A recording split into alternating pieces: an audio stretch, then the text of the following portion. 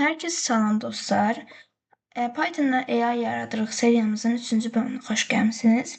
Bugünkü videoda mən sizə daha da inkişaf etdirdiyim kodu izah edəcəm və nəticəsinə baxacağıq. Gəlin ilk öncə ilk iki sətrə baxaq.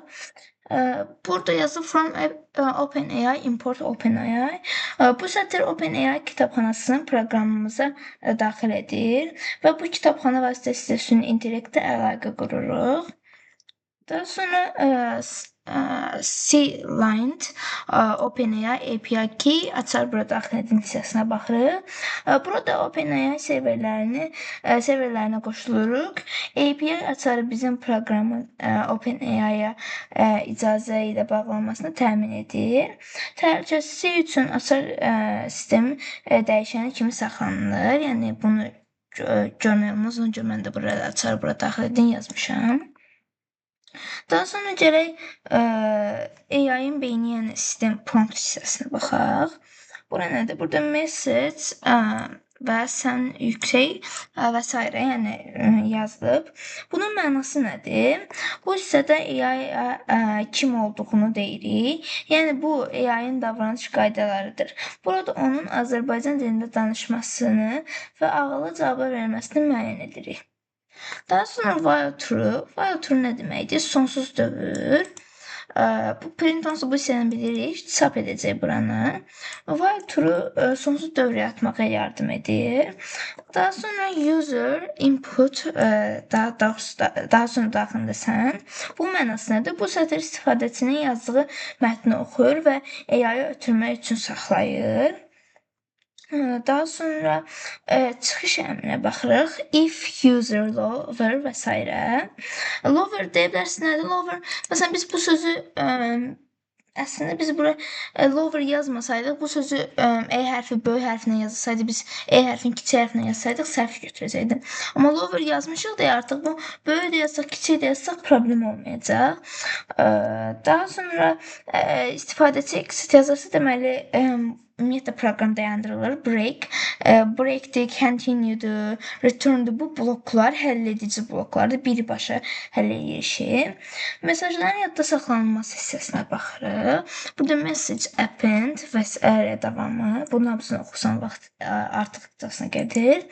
Bu sətr istifadəçinin mesajını yaddaşa əlavə edir və bunun sayəsində AI əvvəlki söhbətləri xatırlaya bilir. Məsələn, birincisi soruşursunuz ki, 5 + 5 10-dur. Sonra soruşa bilərsiniz ki, əvvəlki misalın nəticəsinin üzərinə 5 gələndə neçə eləyir? Yəni əvvəlki mesajın nəticəsini, əvvəlki söhbətin nəticəsini bilməsə, artıq AI doğru bir cavab verə bilməyəcək. Amma bu hissə sayəsində artıq AI bizə doğru bir cavab verə biləcək. Daha sonra bu hissə OpenAI-ya sorğu göndərmə hissəsidir. Response daha doğrusu C-Line, daha sonra C-Line, chat və s. bu hissələr. Bunun hissələrin izahı nədir? Bu hissədə mesajlar OpenAI serverinə göndərilir. Modeldə cavab yaranır. Temperatur dəyəri cavabın yaradıcılıq səviyyəsini müəyyən edir. Daha sonra AI-dən cavab alınması. Bu hissəyə gəlirik. AI reply, response choices, kvadrat metodunun daxilində 0, message content və s. Bu hissə nədir? Bu sətr süni intellektin verdiyi cavabları çıxarır. Bu deməkdir.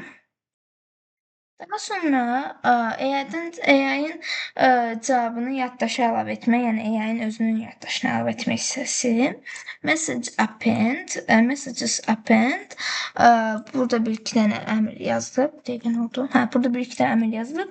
Bunun məqsədi nədir? AI-ın cavabını da yaddaşda yazılır ki, AI-ın cavabı da yaddaşda yazılır ki, növbəti suallarda konteksti unutmasın. Və cavabın ekrana çıxarmalısı print AI reply. Burada da bayaq gördüyünüz kimi AI reply adında bir dəyişən yaratdıq və birinci AI belə göstərir. Daha sonra AI-ın cavabını bizə təqdim edir. İndi gəlin kodu yoxlayaq. Və kodu run edirik. Gücü hazırdır. Çıxmaq üçün exit yazmalıyıq. Bunu keçən bölümlərdə də yoxlamışdıq. Exit hissəsi işləyir. İndi gəlin maraqlı suallar soruşaq. İstəsəniz bu yerdən soruşa biləcəyiniz sualları komment hissəsinə yaza bilərsiniz. İndi gəlin birinci sualımız olsun. Keyfin necədir? Məsəl üçün də.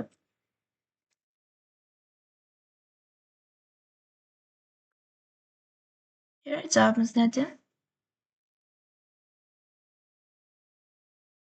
Mənim özümün işlərim yoxdur, amma sizə bəzən kömək etmək üçün buradayım. Sizin keyfiniz necədir? Hər hansı bir mövzuda danışmaq istəyirsinizsə mən buradayım. Bu biraz artıq belə logical, yəni məntiqi səviyyədir, amma yəni gözlədiyim bir cavab deyildi, biraz qəribə cavab gəldi. Yəni başqa bir şey yox. Məsələn, məlumat soruşaq. Yəni Google-dan araşdıraq ki, AI-ya aid soruşacaq ən yaxşı sual. AI-dan soruşacaq. Ən yaxşı sual.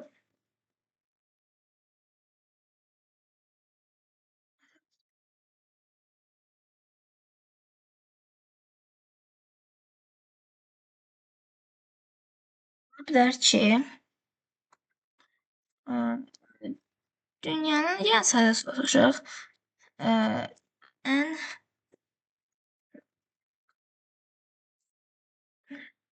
dünyanın yox, tam yazmadım. Üzr istəyirəm. Dünyanın ən böyük ölkəsinin sahəsindən dünyanın ən kiçik ölkəsinin sahəsinin fərqini yaz.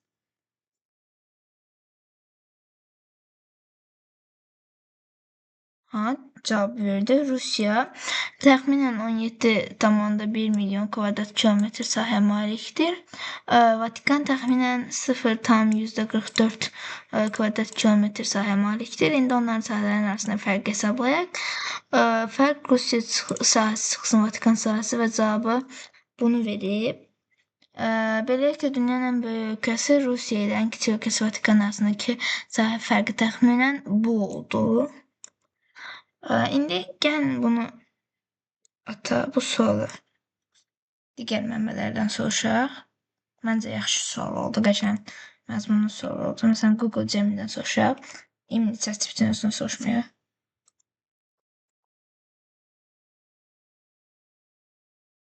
Görək, Google Gemini nə verəcək?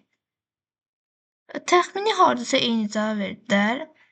Prosta Google Gemini biraz təqribi vermir, yəni daha əslində belə deyək də, Google Gemini niyə yaxşıdır? İndi mənim yapdığım AI niyə yaxşıdır? Əgər yəni sizə dəqiq məlumat lazım deyilsə, təqribi lazımdırsa bu yaxşıdır. Amma əgər bir şeyin kökünə getmək istəyirsinizsə, Google Gemini daha üstündür, amma bu AI-ı da getdikcə inkişaf etdirəcək. Hətta belə bir şey deyim, fikir vermisiniz ki, keçən AI videomuzda görmüşdük ki, nəticə biraz belə qarışıq idi, uzun-uzadı idi, qəribə idi. Amma indi gördüyünüz kimi qəşəng siyahı formasında artıq bizə nəticəmizi verir. Ümidvarım videomuzu bəyəndiniz. Növbəti videolarda görüşənədək.